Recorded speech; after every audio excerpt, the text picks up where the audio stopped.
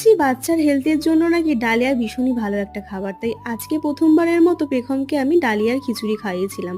আর ডালিয়ার খিচুড়ি করতে কি কি লেগেছিল সেটাই তোমাদের সাথে শেয়ার করতে চলে আসলাম। প্রথমে নিয়েছিলাম 1 টিস্পুন মতন ডালিয়া, 1/2 টিস্পুন মতন মুগের ডাল, আর ঘরে যে ভেজিটেবলগুলো অ্যাভেলেবেল ছিল তার মধ্যে ছিল আলু আর গাজর। তোমরা চাইলে কিন্তু এখানে আরও ভেজিটেবল অ্যাড করতে পারো।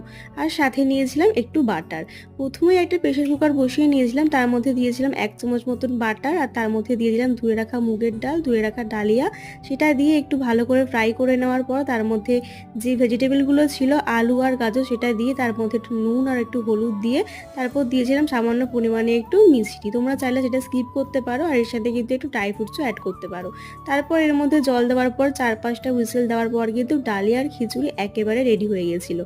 তো তোমরা কিন্তু এটা বাচ্চাকে দিতেই পারো, ভীষণ হেলদি একটা খাবার। তো চলো আজকের ভিডিওটা এইটুকুই, দেখা হচ্ছে পরে কোনো শর্টসে। ভালো লাগলে অবশ্যই লাইক করে দেয়, কমেন্টে জানিও।